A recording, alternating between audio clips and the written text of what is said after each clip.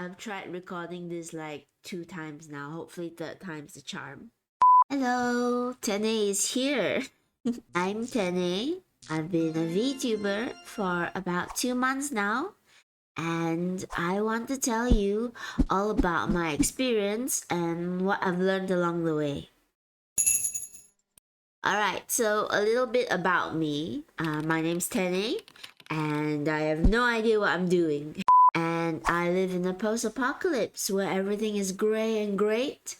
I'm a VTuber who streams art, scuff, games, and hopefully D&D in the future.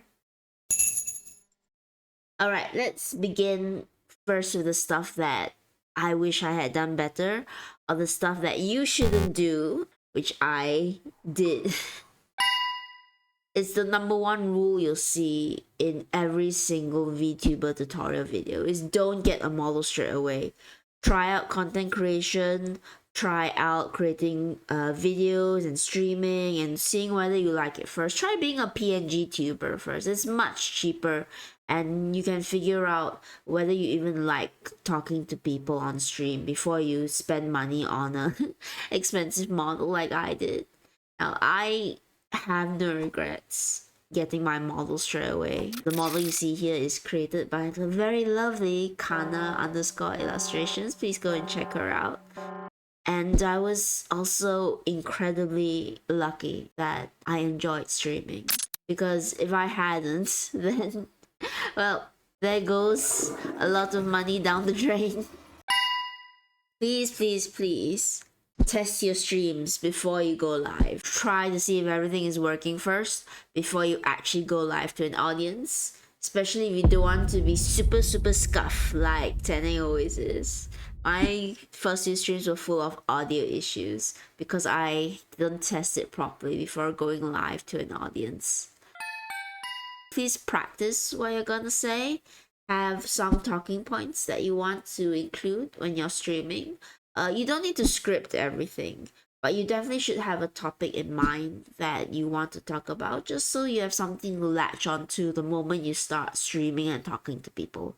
I didn't do this for my first few streams. I just sort of went into it, and the amount of times I had no idea what to talk about and no idea what to say was super embarrassing. That's all the things that you shouldn't do that I did. Now, moving on to some of the things that I've learned. Hi, this is Editing Tene.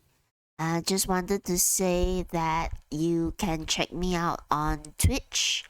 I stream weekly and my schedule's always in my socials. And I also have a Discord down in the description that you can join. And I hope to see you in stream. We can hang out. Super chill. Alright, back to the video. Bye. Your first few streams will suck. I've already talked about the audio issues I had, but things like how to talk to people, especially if you're not a content creator beforehand, you will have absolutely no idea what you're doing. Things will go wrong. Even if you rigorously tested everything, you're gonna be a bit lost in some areas. Your first few streams are gonna suck. That's just the nature of it. Nobody started off perfect, and it's perfectly fine that your streams suck. You'll get better. Or worse, like me. You will constantly be adjusting your model.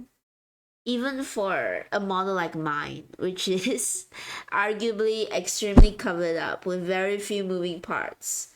You will constantly be returning to your software, whether it's VTube Studio or the other one that I don't use. And you'll be constantly changing things in the beginning, and you'll be adapting and getting used to the way your model moves and figuring out what's the best way to convey yourself. For me, I had to do a lot of work to get my model moving the way I want to, especially the eyes and the head movement, because I don't know if you've noticed, but I don't have a visible mouth, which is arguably the most expressive part of any VTuber face. But for some reason, I decided not to have one. Even though I do have one, it's fully rigged under here. I can do things like this. Mm, it is hard not following conventions. Now, I started off as an art streamer. I didn't play games. I've only recently started playing games. As you know, most models out there are really sexy and attractive, and most of them have mouths. And it's difficult not having any of those. And I don't blame anyone for having a attractive VTuber model with the big personalities and the visibly moving mouths. That's who they are, but it's not me. It does bring a certain level of difficulty, I think. You're not gonna have the same benefits that those models are gonna have or that people who play games are gonna have. But you're gonna find an audience for yourself. Short form content and consistency bring in views.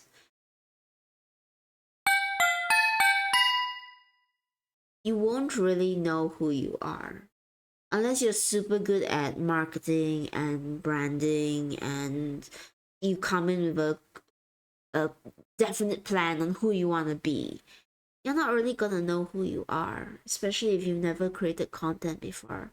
When I first came into this VTubing community, I wanted to be super edgy and cool and mysterious, but as you can tell, I'm not any of those things. In fact, I'm quite the opposite. And to be honest, I still don't know what you would consider me at this point. What sort of VTuber I really am. I don't think I have any labels to put myself in yet. And you know what? That's okay. You're not gonna know who you are straight away. You might never know who you are straight away. As long as you know the things that you enjoy, that's good enough. And honestly, you're not gonna know why people like you either. I don't know why the people who watch me in streams. I don't know what they like about me, but they like me. And I really enjoy doing the things that I do for them and showing off the things that I like to do. Fair point. Not everyone is gonna be that lovely, and not everyone's gonna be that nice. You will come across people that make you a bit uncomfortable or people that don't like you. And you know what? Block them. It's completely fine to just block them. If they're making you uncomfortable, if they are saying things that you don't like, you just block them. It's your channel, it's your persona. You get to decide who watches you. Of course, this doesn't mean you should not take a critique or feedback when there is. But if somebody is crossing a line and pushing past your boundaries or making your audience feel uncomfortable, just block them. Okay, don't feel bad about blocking them. Just do it, you know? And it doesn't get easier, but it does get better. And you might you might fall in love with this.